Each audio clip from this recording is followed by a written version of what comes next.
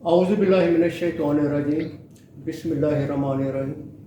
سب تعریفیں اس ذات باری تعالیٰ کے لیے ہیں جو ہر چیز کا خالق ہے، مالک ہے، جو سمیع علیم بھی ہے، سمیع بصیر بھی ہے، سنتا بھی اور دیکھتا بھی ہے۔ میں آپ کے سامنے نعت کے چند اشعار پیش کرنا چاہوں گا۔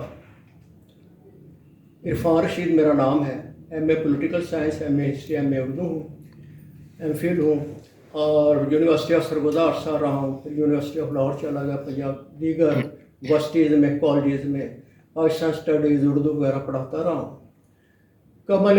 قبل ازیں میں وابڈا میں سینئر سپرنٹینڈنٹ تھا اور وہاں سے پری میچور ریٹائرمنٹ لے کر on completion of 25 years of service pension لے لی تھی۔ آفٹر دیٹ میں نے یونیورسٹی آف سرگودا اور دیگر یونیورسٹیز جوائن کی تھی۔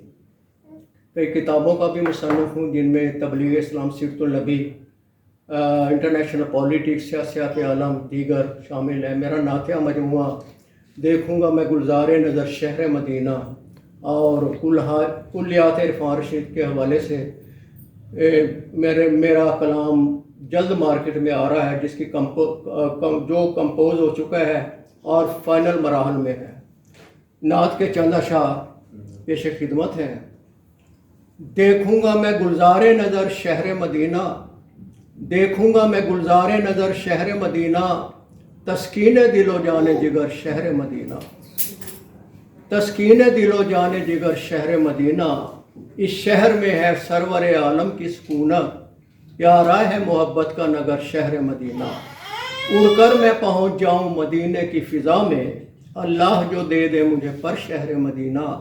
ہے مرکز اسلام اسی شہر کے اندر، ہے مرکز تبلیغ نگر شہر مدینہ۔ تھی حسرت عرفان فدا کرنے کو ان پر، لایا ہوں میں اب قلب و نظر شہر مدینہ۔ دیکھوں گا میں گلزار نظر شہر مدینہ، تسکین دل و جان جگر شہر مدینہ۔ ناظرین اور صاحب صدر مہمانان خصوصی، یہ نعت میں نے جب لکھی علیحدگی میں نے اس کا ایک ترنم بنایا تھا۔ میں نے اسی ترنم میں یہ نعت مدینہ منورہ میں پیش کی تھی، خام میں۔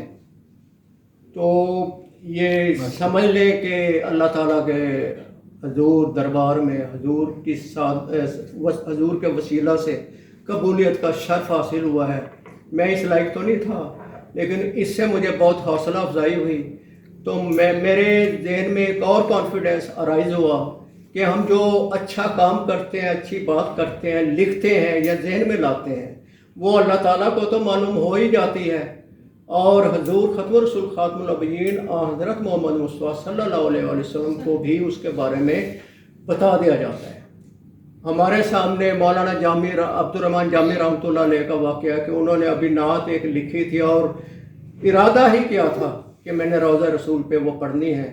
پھر وہ سارا واقعہ مولانا زکریا رحمۃ اللہ علیہ کی فضائل درود شریف کتاب میں بھی پڑھ سکتے ہیں۔ میں نے تبلیغ اسلام جو لکھی اس میں بھی اس کا میں نے حوالہ لکھا ہے، اور وہ نعت بھی میں نے پیش کی، لکھی، اس کا ترجمہ بھی۔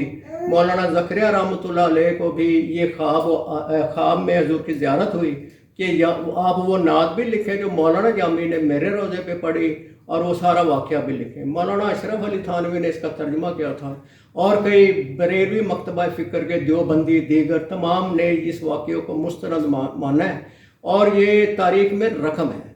تو مقصد یہ تھا بات کرنے کا کہ ہم جو بھی نیک کام کرتے ہیں، یہ کاروبار کے حوالے سے، بزنس کے حوالے سے، ہماری نیت اگر ٹھیک ہو تو اللہ تعالیٰ ہمیں کامیابی ضرور دیتا ہے، اور یہ سارا نیکی کے زمرے میں آتا ہے۔